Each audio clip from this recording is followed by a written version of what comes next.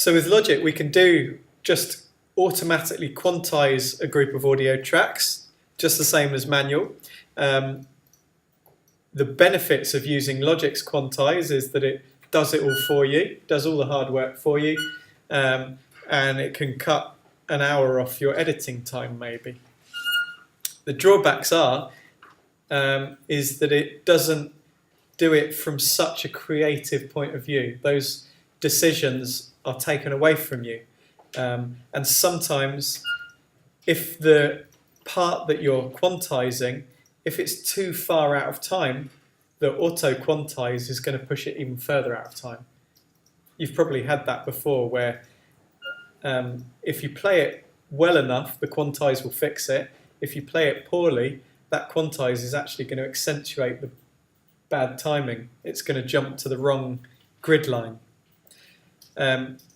So yeah, it's quick and dirty. Sometimes it gets it bang on, sometimes, depending on the part, it doesn't. Let's look at how we do it. So our drums are still grouped. If we look in Logic's mixer, we can see our drum tracks are all set to the drum group. And as a reminder, that drum group has editing and quantize locked audio selected. That's critical. All the other ones are just personal preference. You can enable and disable things as you want. Next thing to focus on is those Q buttons. And this is more important when we're asking Logic to quantize it ourselves. Before we were doing it manually, so it wasn't so important which one of these Q buttons was pressed. But now it is really important, because when you ask Logic to quantize this group of audio, we don't want Logic to quantize it based on a distant mic like the room, because the actual timing difference between the close mic and the distant mic, we can see one here, that timing difference is quite considerable. We don't want Logic to fix that for us, because that's how we get the big room sound. There should be a bit of a difference in timing. So the general rule for drum kits, usually it's the close mic on the kick and the close mic on the snare. The Q buttons are clicked on those and everything is turned off, so that Logic only focuses on those two to do its quantize, if that makes sense. Great, so that's that done. We can see that snare is a bit out. Let's do a quantize.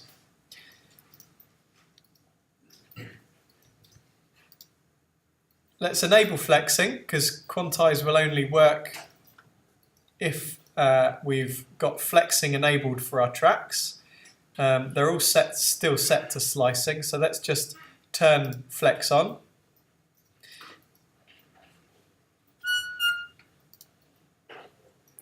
Quantization is done up here, and without flex mode enabled, you can't get the quantize option. Have a look at this area. When I turn flexing on, suddenly I get quantize. So now I can just quantize it like I would MIDI. It's great, easy. So for the quantize value, I could just choose 16ths. Bang, notice that snare's fixed, that one's fixed. It's gone through, it's ignored the timing difference on the room because it knows that I don't want to focus on the room. I just want to focus on the kick and snare, make sure they're in time. Everything else will follow. You can even see as we zoom in, the difference between the snare drum hitting there and the sound of the snare drum reaching the floor tom mic. It's a few milliseconds. It's only like half a meter distance, but it still takes an amount of time for the sound to reach the floor tom mic. That's why we've only chosen Q reference for kick and snare. They're the two most important bits. If I zoom out, it's quantized everything. And if I listen to it, let's solo just the drums.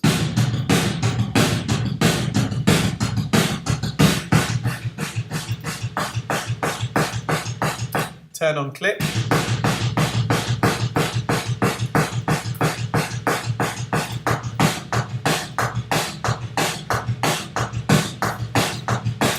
It's all perfectly in time. Logic's fixed it all. So yeah, the question is, why don't you just do that anyway? Rather than manual flexing. It could be something that you do try. First off, just try doing Logic's auto quantize, see if that helps. The problem is also, like we found with quantize in other areas, is that it can make it a bit too quantized sounding, a bit too much locked to the grid. You might lose the groove. This particular drum part is quite mechanical sounding. The drummer was playing it to try and be as metronomic as possible. But if it was a funk band, you might find that Logic's quantize gets rid of all of the funk out of their performance. It grids it all too much. If that's the case, what we can do is use a slightly more advanced quantize. If we choose a quantize value less than 16ths, let's say quarter notes.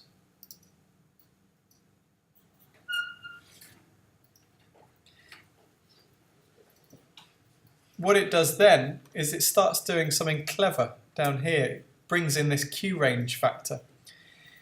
What that means is that it will move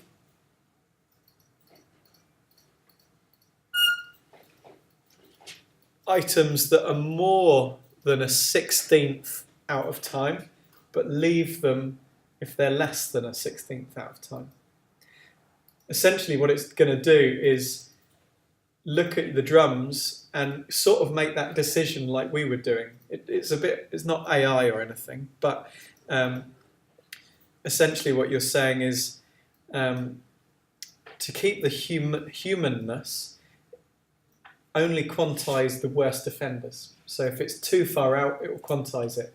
If it's close enough, if it's less than a 16th or so, in fact, a 16th is a bit too much, so I might even choose something a bit higher, maybe a 24th or a 32nd. It will leave the things that are close to the grid without being too far out of time. It's just a bit more of an advanced feature, really.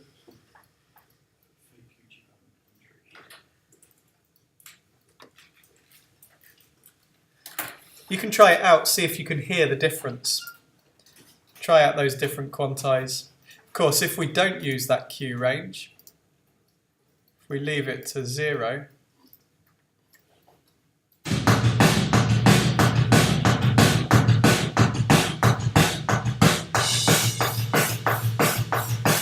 hasn't affected it too much, actually.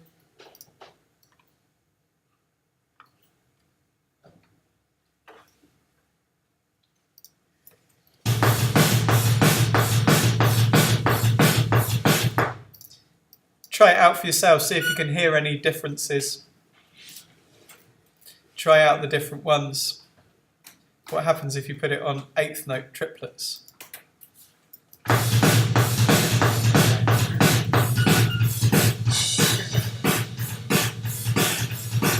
Totally changes the vibe of the song.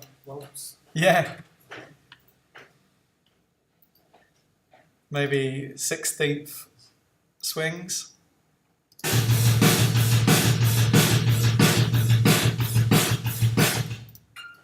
It's pretty powerful, and you can do a lot with it.